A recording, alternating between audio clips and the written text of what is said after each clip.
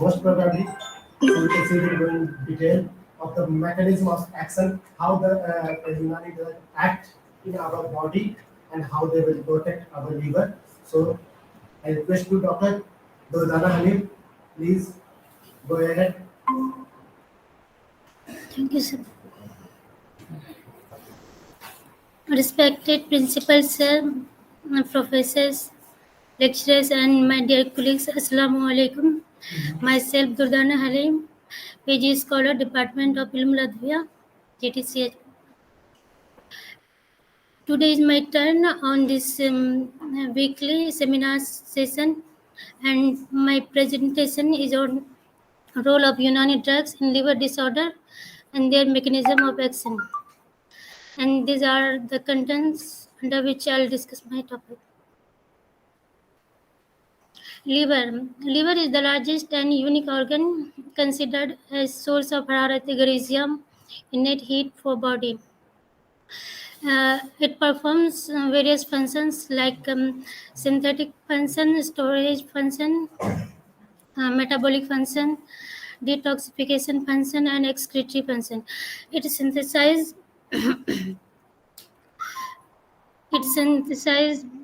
protein factors and other hormones, and it stores vitamins and iron. It metabolizes and carbohydrate, protein, fats, and drugs, and it also detoxify the metabolites produced as a result of metabolism, and it excrete out the metabolites produced as a result of metabolism and other foreign materials. Incidence of liver diseases. A study was performed in 2017 in which 1.5 billion people have chronic liver diseases, and incidence of non-alcoholic fatty liver diseases was 60%, and hepatitis B virus was 29%, and hepatitis C virus was 9%, alcoholic liver diseases was 2%, and the death due to alcoholic liver diseases was uh, due to liver diseases or other and liver cancer, which was 27% and 30% respectively. And the prevalence of liver diseases in India, in which a study was performed in Vadodara district of Gujarat. There was a prevalence of liver cirrhosis 33%, ALD 25%, viral hepatitis 20%. Rabban Tabriz said, liver is an organ for production of a cloth and its four vital powers, namely Kuwate Jaziva, Kuwate Gazia, Kuwate Masika, and Kuwate Dafiya, that performs all the functions related to liver. The derangement of function of any of these four powers produces derangement in temperament of humors. Derangement in temperament Derangement in temperament of the humors leads to accumulation of mawade fasida, morbid material, and ultimately pathological changes in the liver. The deranged temperament of humors may be simple, which needs simple therapeutic measures, or it may be compound, in which organic disturbance and quantitative changes takes place in the liver. मतलब जिगर एक ऐसा जो है जिसमें इकलात और कुआ की पैदाइश होती है। अगर कुआ के फंक्शन में किसी भी तरीके का खलल हो जाए तो ये खिल्त के मिजाज में इसका फ़र्क पड़ता है, और जब खिल्त के मिजाज में इसका फ़र्क पड़ेगा तो वो जिगर के अंदर मुख्तलिफ तरीके के अमराज को पैदा करेगा।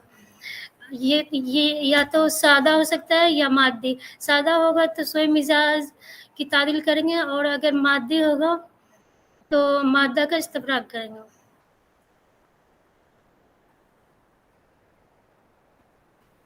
कुछ लिवर डिजीजेज है जो कि यूनानी मेडिसिन में मेंशन किया गया है, जैसे सोए मिजाज, ज़ौफ़ जिगर, सुद्दाए जिगर, दर्द जिगर, वर्म जिगर, ज़रबाए जिगर, दबिलाए जिगर, सिगरे जिगर मतलब सिरोसिस ऑफ लीवर, सुलुकीनिया, अनीमिया, इस्तिस्का, एसाइटिस।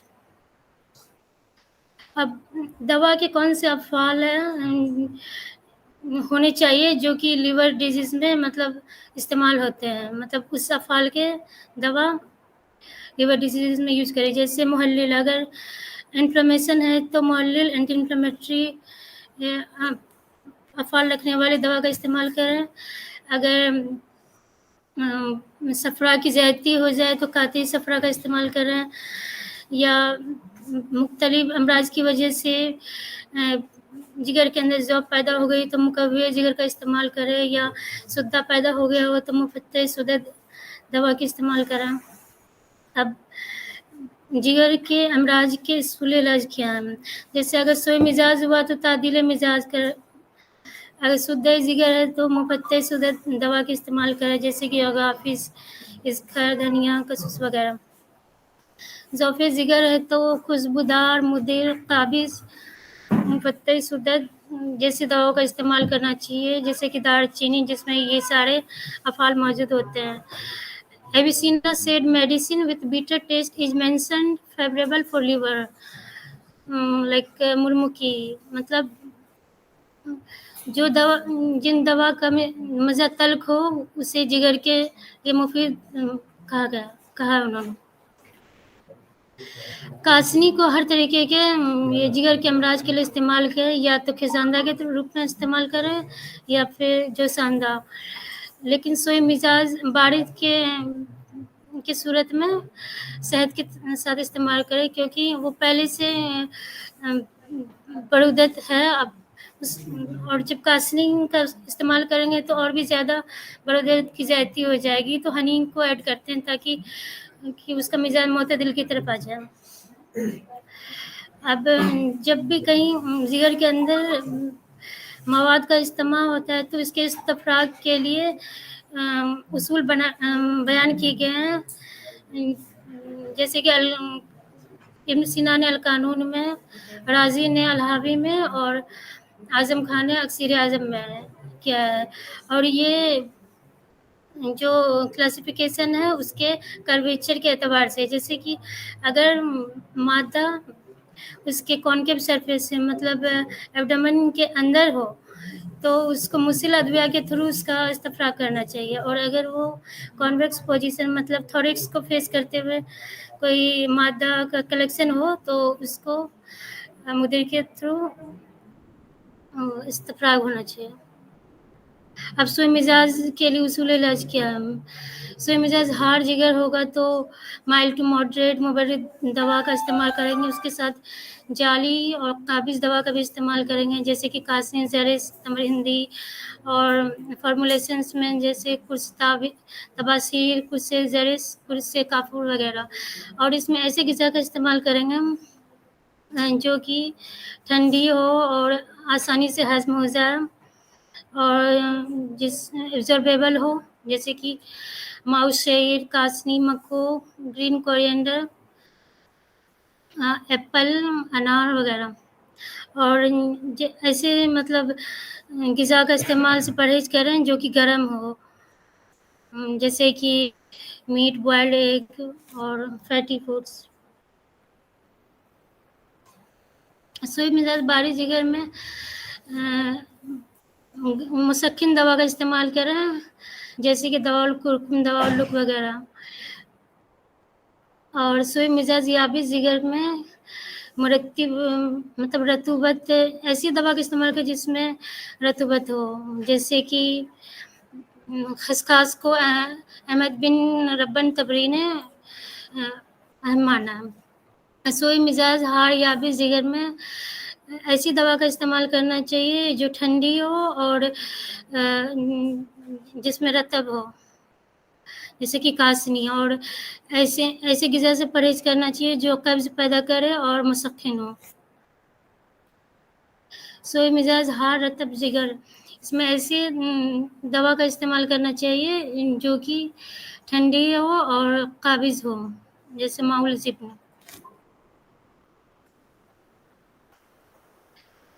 सोए मिजाज बारिद रतब, इसमें काबिज़, मुलत्तिब और मुसक्किन दवा का इस्तेमाल करना चाहिए और ग़िज़ा भी ऐसी होनी चाहिए जो कि मुसक्किन हो, काबिज़ हो। सोए मिजाज बारिद याबिस जिगर में गरम और मुरत्तिब ग़िज़ाओं और दवाओं का इस्तेमाल करना चाहिए, जैसे दवाउल कुरकुम, दवाउल लुक, अम्ब्रोसिया, माउल उस वगैरह।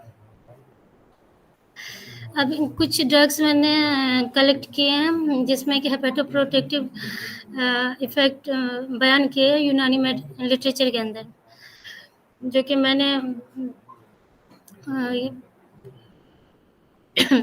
अलग-अलग यूनानी लिटरेचर से कलेक्ट किया है, जैसे कि प्याज हो गया, लहसुन, पिस्ता, अजवाइन, ज़ीरा, एलोवेरा, कासनी, ज़रिस, बलसम, पालक, कसूस,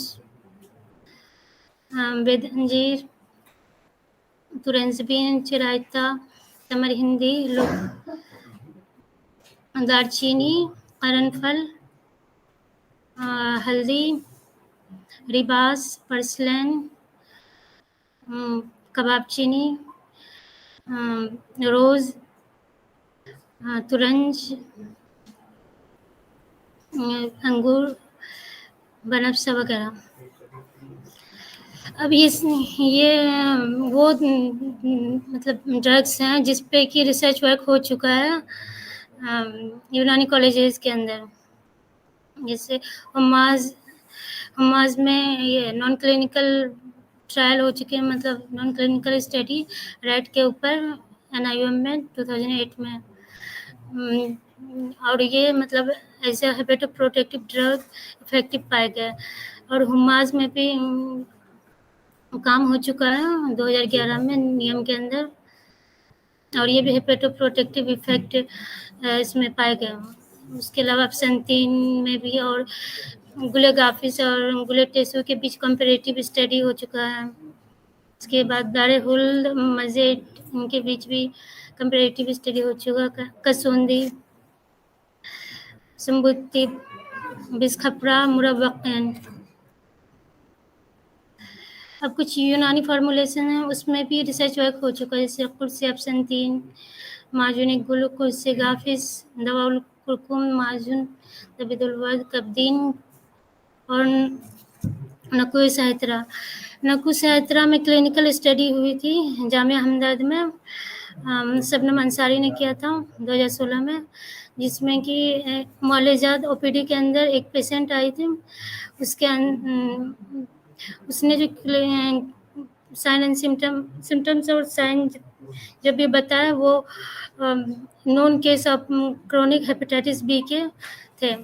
तो उसके और उसमें जैसे कि पेन इन एब्डोमेन, उसने सिम्टम के तौर पे उसने बताया कि पेन इन एब्डोमेन है, येलो डिस्कलरेशन ऑफ यूरिन है, उसके अलावा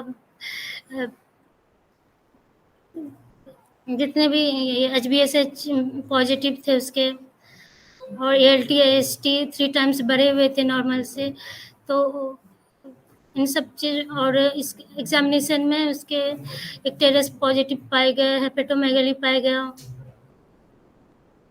और इन सबको मतलब एसेस करने के बाद इसे क्रोनिक हेपेटाइटिस B वायरस का मतलब वो एक नॉन केस माना गया, और थेरेपी स्टार्ट हुई। थेरेपी में उन्होंने नक्कुए सहित्रा दिया था, जिसके कि 5 अज्जा होते हैं, 6 अज्जा होते हैं, 5-5 ग्राम ईच, जैसे सहित्रा हो गए, चिरायता हो गए, सरफूका, गुलेमुंडी, संदर, सुर्ख वगैरह, सब 5-5 ग्राम लिए गए। उसे 250 ml वाटर में डिसॉल्व कर दिया गया, और सुबह 10 मिनट उसे बॉयल करके निहार मुँह 6 महीने तक रोज़ दिया गया, और टाइम टू टाइम उसके जो पैरामीटर्स है उसको एसेस किया गया। तो थेरेपी के दौरान मतलब तीसरे मंथ में जब उसके पैरामीटर्स को असेस किया गया तो HbA1c निगेटिव हो गए थे और जितने भी उसके सिम्टम्स थे सब सबसाइड हो चुके थे। एग्जामिनेशन में भी हेपेटोमेगली नहीं था और भी जो भी पैरामीटर्स होते हैं AST ALT नॉर्मलाइज हो गए थे। और इसके बावजूद उन्होंने उन्हें 6 महीने तक थेरेपी पे रखा और 6 महीने के बाद थेरेपी को बंद कर दिया। और पर जो पेशेंट को 1 साल तक फॉलोअप में रखा, तो 1 साल के फॉलोअप में भी उसकी जो स्टेटस थी वो मेंटेन रही। तो इसे ये मतलब प्रूव होता है कि जो नकुएसाइथरा इज ए प्रोटेक्टिव ड्रग मतलब क्रोनिक हेपेटाइटिस बी वायरस में इफेक्टिव है। अब हेपेटो प्रोटेक्शन के लिए कौन कौन से मैकेनिज्म वर्क करते हैं, जैसे कि increase in antioxidant level, decrease in oxidant transformation. हमारे बॉडी के अंदर डिफरेंट टाइप्स की केमिकल रिएक्शन मतलब हर टाइम होते ही रहते हैं, जिसके नतीजे में फ्री रेडिकल्स बनते रहते हैं। कुछ तो हमारे इम्यून सिस्टम के डिफेंस में को डिफेंड करते हैं, वो बेनिफिशियल होते हैं, पर कुछ ऐसे होते हैं कि जो सेल मेम्ब्रेन को इन्वेड करते हैं और लिपिड पर ऑक्सीडेशन होता है, जिसकी वजह से सेल इंजरी हो सकते हैं। तो उसको मेंटेन करने के लिए मतलब एक्सटर्नली मतलब सप्लीमेंट करना चाहिए एंटीऑक्सीडेंट, और एंटीऑक्सीडेंट के तौर पे vitamin C, vitamin E supplementation देना चाहिए। Inhibition of cytochrome P450। Cytochrome P450 basically एक तरीके का एंजाइम है जो कि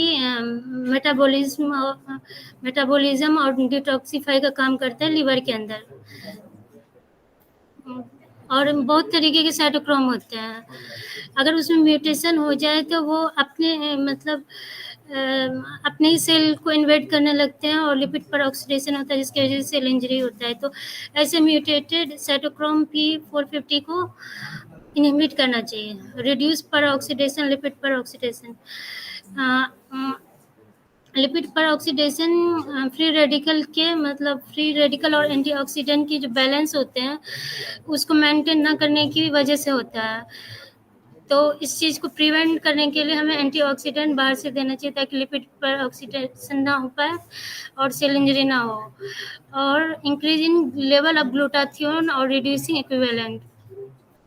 ग्लूटाथियोन जो है बेसिकली एक ट्राइपेप्टाइड है जो नॉन एंजाइमेटिक होता है, नॉन एंजाइमेटिक एंटीऑक्सीडेंट है जो कि फ्री रेडिकल को मतलब कि रिमूव कर देता है बॉडी के अंदर, जो अलग अलग केमिकल रिएक्शन की वजह से बनते हैं। और उसके अलावा जो ड्रग्स की मेटाबॉलिज्म होती है, उसके जो मेटाबोलाइट्स होते हैं, हार्मफुल मेटाबोलाइट्स, उससे रिएक्ट कर लेती ताकि वो फ्री ना रहे। अगर जब वो फ्री रहेगा तो सेल को इन्वेड करेगा और लिपिड पर ऑक्सीडेशन होगी और सेल इंजरी होगा और लिवर डिसऑर्डर होंगे।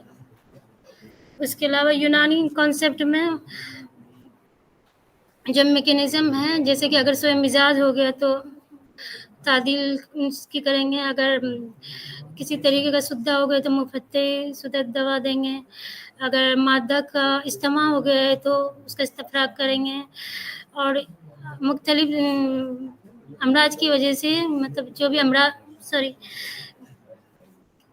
जिगर के अंदर जॉब पैदा हो गई है उसको कभी बनाने के लिए खुशबूदार और काबिज दवा का इस्तेमाल करते हैं। अब मैंने कुछ यूनानी ड्रग्स को मेंशन किया अपने प्रेजेंटेशन में, जो कि बहुत काफ़ी कॉमन है जिगर के मुख्तलिफ अमराज में, जैसे एब्सेंथिन।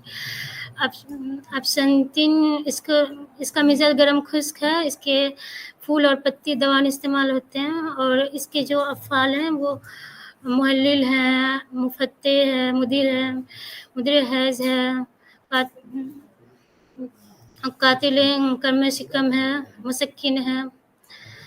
और दाफेताफून है, काते सफरा है और टॉनिक के तौर पे यूज होता है। तो ये जितने भी फीवर और इन्फ्लेमेटरी कंडीशन है उसमें यूज होता है मेनली। और इसके अंदर जो अल्कलॉइड है थूजोन, एब्सेंथिन और एब्सेंथिन, इसमें हेपेटोप्रोटेक्टिव इफेक्ट होते हैं, ये प्रॉपर्टीज होते हैं, तो जिसकी वजह से वो पेट प्रोटेक्शन के तौर पे यूज होता है। अगर इसकी वो हो गई हो, टॉक्सिसिटी हो गई हो, तो अनिसुन का इस्तेमाल करेंगे। अगर एब्सेंथिन ना हो तो गुलेगाफिस उसकी जगह इस्तेमाल कर सकते हैं। उसके फॉर्मुलेशन जैसे उर्से एब्सेंथिन, त्रिफल दीदान वगैरह हैं। और एब्सेंथिन के अंदर भी एक स्टडी हुई थी रेट मॉडल के ऊपर, जिसमें कि जो केमिकल जिससे हेपेटिक इंजरी प्रोड्यूस किया गया था वो CCl4 था। तो और इंजरी के बाद उसमें थेरेपी दी गई, मतलब एब्सेंथिन की एक्सट्रैक्ट दी गई और उसके बाद उसके पैरामीटर्स को एसेस किया गया। तो वो इफेक्ट वो मतलब नॉर्मलाइज हो चुका था, मतलब कि हेपेटिक इंजरी की वजह से जो भी पैरामीटर्स डिरेंज्ड हुए थे वो थेरेपी के बाद नॉर्मलाइज हो गए थे। तो एब्सेंथिन को as a hepatoprotective drug effective माना गया। कासनी कासनी ये भी बहुत काफ़ी कॉमन ड्रग है जिसके पत्ते और जड़ और तुख्म दवा में इस्तेमाल होते हैं। इसके अलग अलग पार्ट के अलग अलग टेम्परामेंट हो, जैसे फ्रेश लीफ हो गए तो उसके कोल्ड और वेट मतलब वो होंगे, मिजाज होंगे। रूट के हॉट ड्राई, सीड के कोल्ड ड्राई।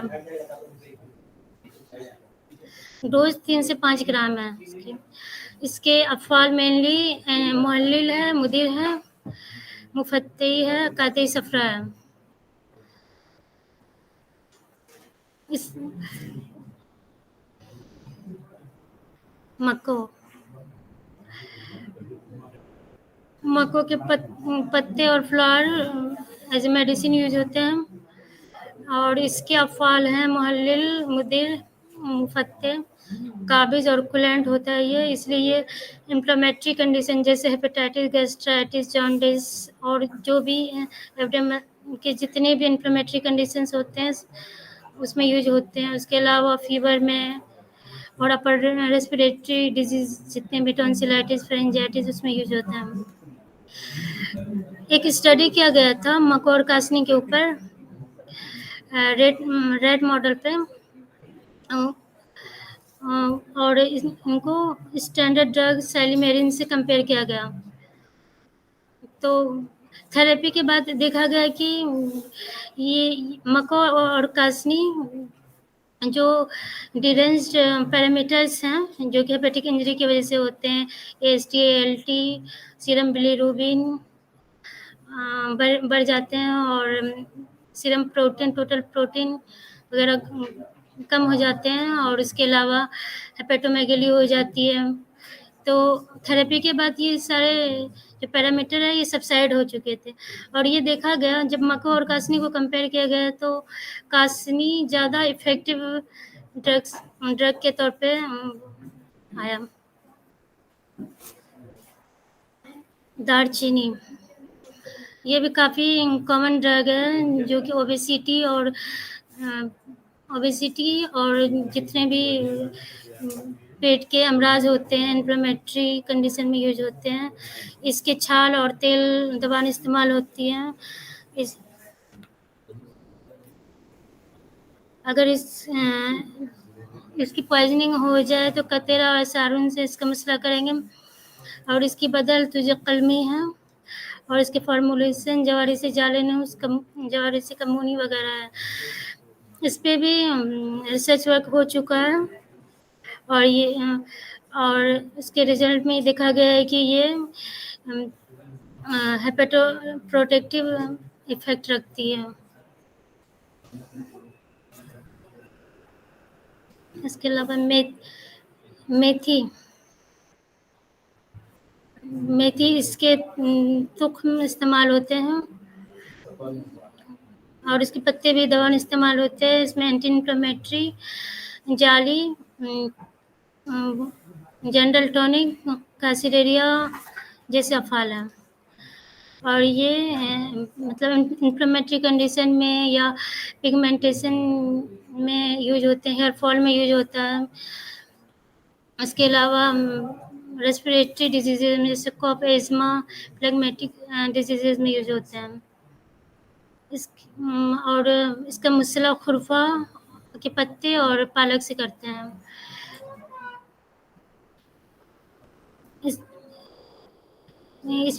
ये लीवर फाइब्रोसिस में इफेक्टिव पाया गया है स्टडी में। ये मेरे रेफरेंसेस हैं। Thank you.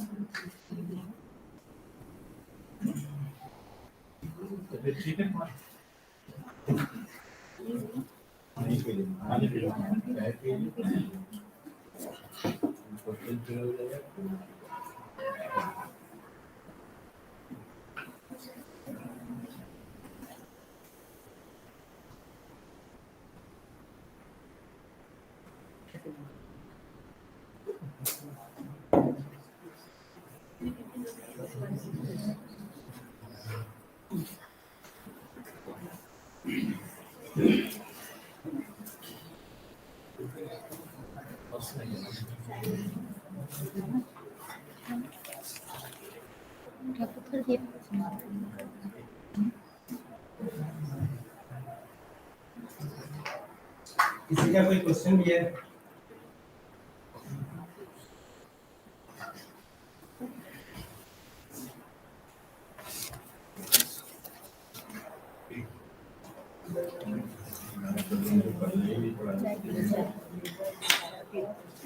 बस लाइट लगा दीजिए। कहाँ से क्या था टॉपिक दुर्गा? रोल ऑफ यूनानी drugs in liver disorder and their mechanism of action.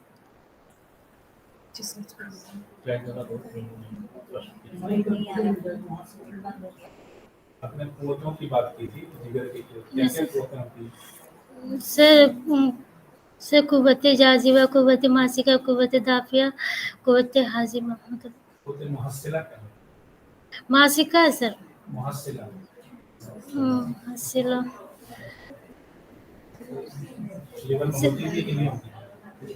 No sir. सब ब्रांडिंग बता दें। सर इतना तो नहीं डिटेल में पढ़ा। पोते खादिमा कौन सी होती है लीवर की?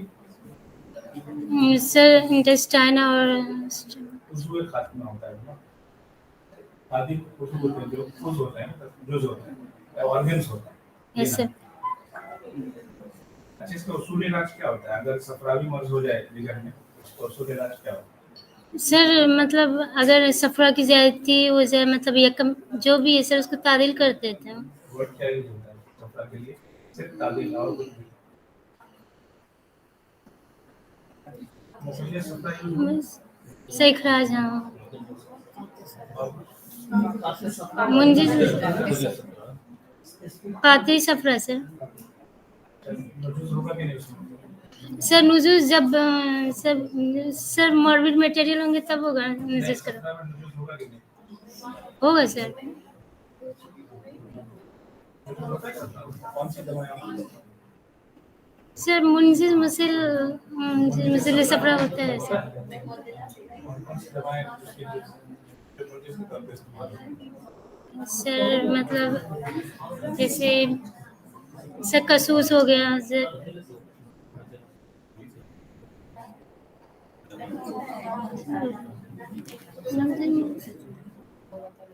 जिगर को कैसी दवाओं से रखना है? देखने का है नशे में इसकी कॉल है, कैसी दवाओं से? आम प्रॉपर्टीज क्या होनी चाहिए? सर मतलब अगर सफरा की ज्यादती हो जाए तो उसको दवाएं जैसी होनी चाहिए, डिजाइन कैसी, जिससे उसको रगबत हो, मतलब देखिए तहसील बहुत आसान इससे है। गरम उस जिगर की मिजाज गरम मतलब सर हर रतब होती है जो बेसिक है सर। तो मतलब अगर उसके मतलब मिजाज में ज़्यादा वो हो जाए, मतलब सर हरारत बढ़ जाए, तो ठंडी दवा का इस्तेमाल करना चाहिए। इन जनरल जब सब कुछ सही चल रहा है, सब कैसी चीजें जनरल कोई और पीजी में, और कोई पीजी में भाई मतबख है, यहाँ से तो हमको गुजर होना है, मतबख है ना, नहीं कर इससे तो गुजर होना ही है। सरीउन नफूस खुशबूदार और मीठी, ये सब काबिज भी न मीठी काबिज का नहीं है, इसलिए कि सरीउन नफूस ने जिगर में बहुत ज्यादा सुगंध बनने के चांसेस बनते हैं। सर कहीं लिखा हुआ था कि सब मीठी जो चीज़ें होती है उसे ऑब्स्ट्रक्शन बनता है होता है, तो लेकिन मीठी वो जो सरीउन नफूस ऐसा चीनी चीजें जो बनाई जाती है, शरबत हर मीठी नीलो चीज जो है ना वो ऑब्स्ट्रक्शन बनने को कुवत नहीं पड़े, जिगर की कुवत जरूर पड़ेगी। यस खसखस में जो आपने बताया मुरत्तिब, खसखस का मिसाल क्या है? सद मुरत्तिब कैसे होगा? उसकी देख लीजिए, इसके क्या वीडियो जरूर करिए। 5 कोई अच्छी दवा बताएं जो जिगर के लिए बेस्ट, ऐसी सबको रिमाइंड हो जाएगा। वैसे नुस्खा नवेसी का तरीका तो अपने यहाँ के नुस्खा जोड़ने लिखते हैं, आप लोग से बेहतर कौन जानेगा दवा में। सर मुइज़ मुनक्का, इसके बाद बादियाँ, और इसके मक्को कासनी अफसनतीन। जो मेन जो उसकी स्टार्ट वगैरह आई है, आपने लिखा है अफसनतीन बताए सर, और मक्को कासनी रिपीट हो दालचीनी सर। उसके अलावा खुसूस, रेवल चीनी ये सर और बुलेट सुर्ख, है ना, इन तीनों के अलावा जिगर का कोई नुस्खा पूरा नहीं होना चाहिए।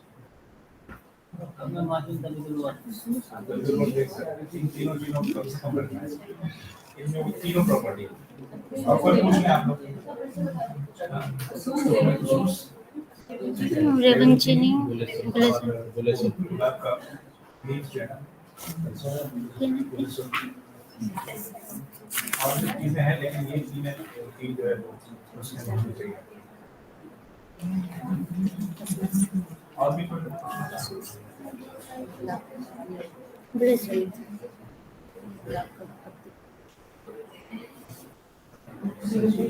कोई दवा बताइए जो कि तीनों में काम आते हो, सपना सौदा हम तीनों का मिजाज डिफरेंशिएट नहीं कर पा रही, इसका ये मानता है कौन सी दवाई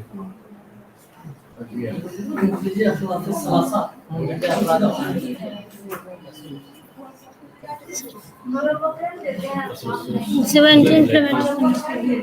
मुलेठी भी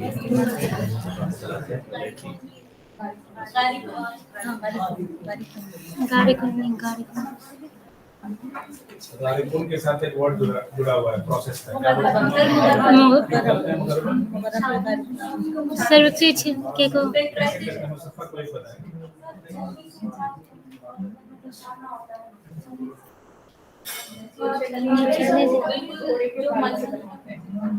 दालचीनी के साथ क्या जुड़ा होता है? दालचीनी की प्रोसेसिंग में जो करते हैं उसके साथ क्या होता है? दालचीनी का कहाँ पे है?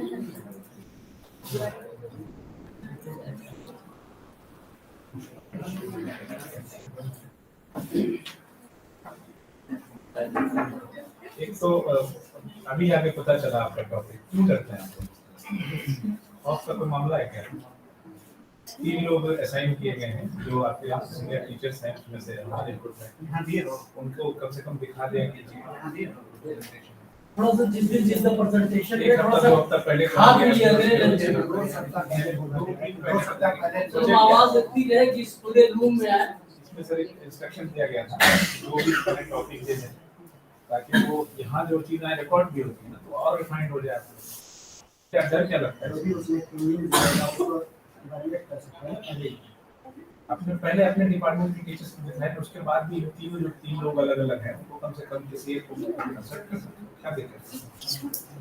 जो भी आपको पीपीटी लेके आते हैं ना, वो क्या होता है, जो मैं समझता हूँ और वो जो है, वो कहीं से कॉपी पेस्ट करके आते हैं। आई एग्री विद यू, लेकिन कम से कम इतना करें कि उसकी 3 से 4 स्लाइड में उसकी ब्रीफ जो है बना दें। जैसे 15 पेज का आपने स्लाइड दिया, 15 तो 3 में उसका आप ब्रीफ एक बनाएं, जिससे कि आपको नॉलेज होना चाहिए कि वो 3 स्लाइड को आप डिटेल में एक्सप्लेन करें। ठीक है, डिटेल स्लाइड क्या है कि आपने ये सारे रूल्स पे डाल दिए, ये रेफरेंसेस डाल दिए, तो जो ब्रीफ स्लाइड होगा उसमें आपको ये पता होना चाहिए कि इसमें से कितनी बात आप ग्रास्प कर सकते हो, जिसकी आपको एक्सप्लेन कर सकते हो। 4 ही पॉइंट दिए, ज़्यादा नहीं है। तो फर्स्ट स्लाइड में दिया, जैसे इंट्रोडक्शन आपने दिया, इंट्रोडक्शन में आपने लिखा कि लिवर ये है, जितना आप जानते हैं उतने ही उसमें पॉइंट दिए, 3 ही पॉइंट है, जिसको कि आप 3 पॉइंट को एक्सप्लेन करें।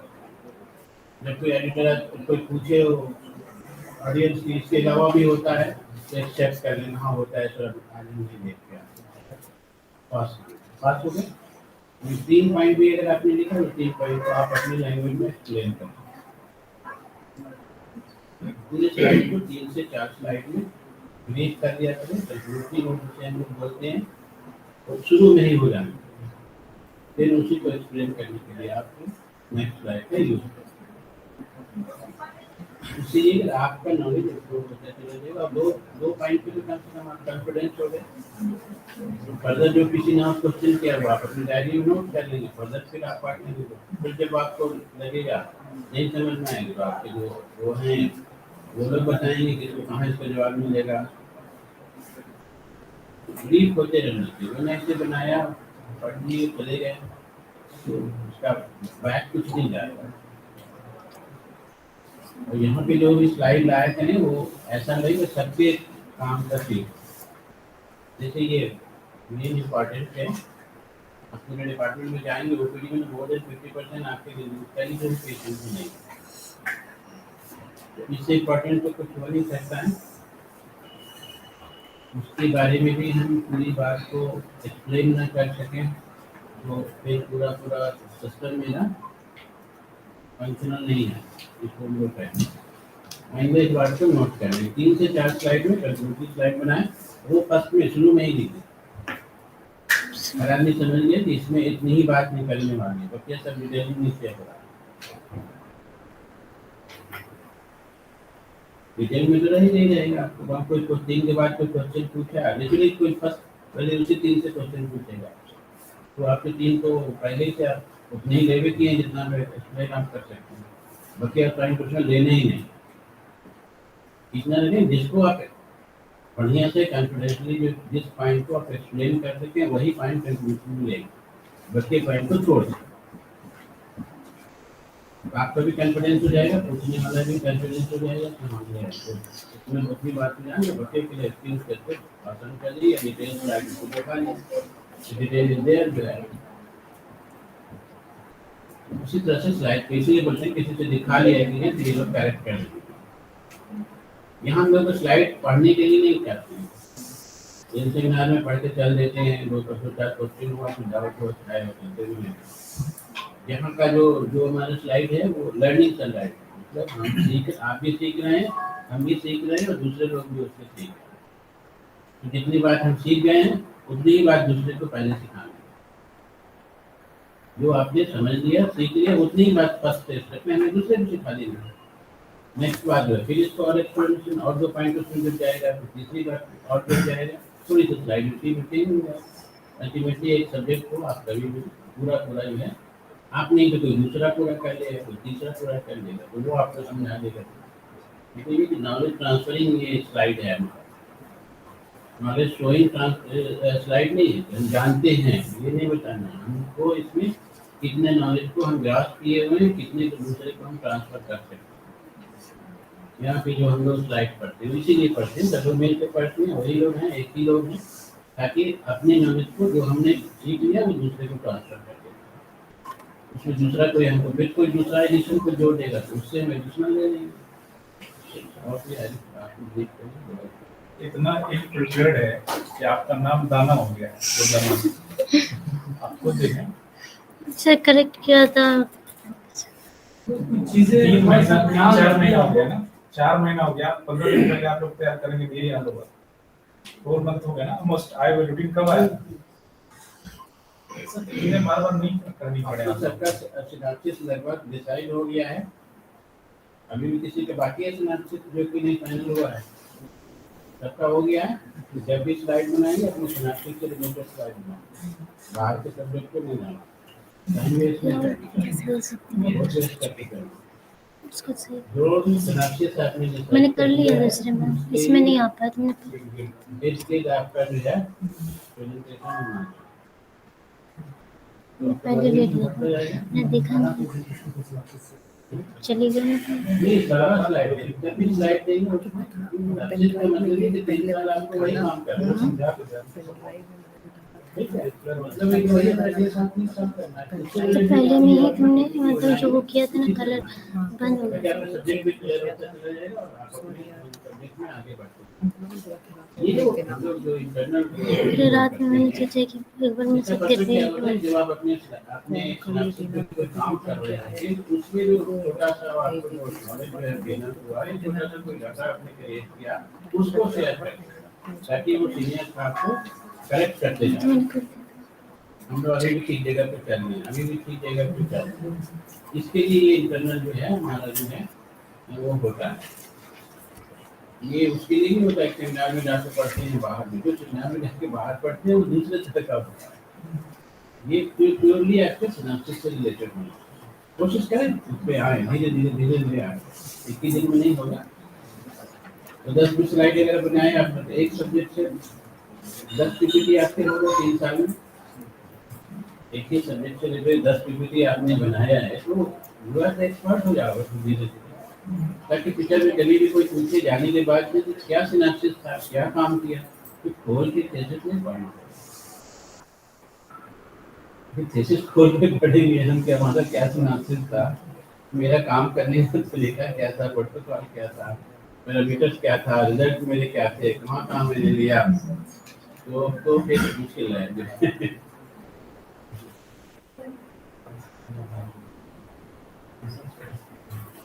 तो इस सेमिनार से ताल्लुक से एक चीज आप बहुत ध्यान रखें कि जब ये क्योंकि ये हमारा जो सेशन है ये मेनली आपको तैयार करना है।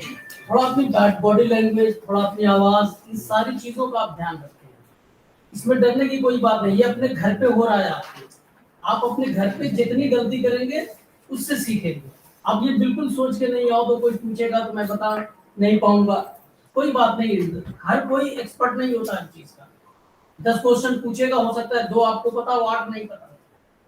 तो इसमें कोई डरने की बात नहीं। मैक्सिमम लोग क्या है इतना डरे हुए रहते हैं, जो चीज उनको आती है वो भी प्रेजेंट नहीं कर पाते। तो इसमें डरने वाली बात नहीं है। अपने घर पे आप कर रहे हैं तो घर पे किसी से नहीं, सब बराबर है। आप हो सकता है किसी का थोड़ा सा अच्छा हो, किसी का थोड़ा सा कम हो, तो ये चीजें चलेगी, लेकिन हमको सीखना है डे बाय डे। ये प्रेजेंटेशन का मकसद ही यही है कि हम अपने अंदर स्किल पैदा करें कि किस तरह प्रेजेंटेशन दिया जाता है। तो उसमें हमारी बॉडी लैंग्वेज का बहुत बड़ा रोल होता है। आपका ऐसा ना हो कि आप कहीं पे जाए, जैसे आप बैठ के दे रहे हैं, अभी आपको वहां पे खड़ा कर दिया जाए, आपकी आवाज बदल जाए। क्यों? क्योंकि जब आप वहां पे खड़े होंगे तो सब आपको दिखाई देंगे। यहाँ पे आप बैठ के दे रहे हैं वो एक प्रेजेंटेशन अलग है, लेकिन आप जब स्टेज पे खड़े हो गए तो बिल्कुल से एकदम से पूरा माहौल आपका चेंज हो जाता है। तो इन तमाम चीजों का भी आप ध्यान रखें। और थोड़ा सा आवाज भी इतनी होगी लगे आपसे कि हाँ पता चला कि आज आपने खाया नहीं, टेंशन में हो गए और इस तरह की चीजें, तो जिसका रहे वो इस चीज का ध्यान दे कि वो कम से कम लंच जरूर कर ले और अपनी आवाज को थोड़ा सा बुलंद रखे, कम से कम इस पूरे रूम के अंदर सबको समझ में आए। आपको प्रेजेंटेशन अच्छा था, उसको आप और अच्छे से प्रेजेंट कर सकती थी, लेकिन जो एक डर अंदर था कि पता नहीं कौन कौन सा, पहले से ये हमारे अंदर डर है कि खत्म होने पर पता नहीं कौन कौन सा क्वेश्चन पुट अप होगा। तो आप क्वेश्चन पे बिल्कुल नहीं जाइए। आप अपने आप को ये सोचिए कि मैं जो जान रही हूँ कितना, उतना मुझे देना है। तो ये सबके लिए, सिर्फ उनके लिए नहीं है, ये तमाम लोगों के लिए। ठीक है, तो इन सब चीजों का ध्यान रखिए। ठीक है, नेक्स्ट प्रेजेंटेशन में इंशाल्लाह इन तमाम चीजों का आप लोग ध्यान रखें।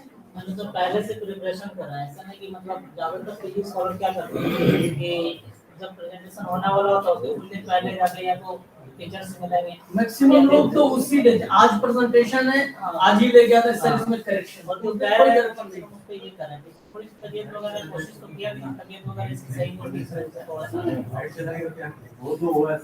बाकी ओवरऑल प्रेजेंटेशन अच्छा है, थोड़ा सा अच्छा है।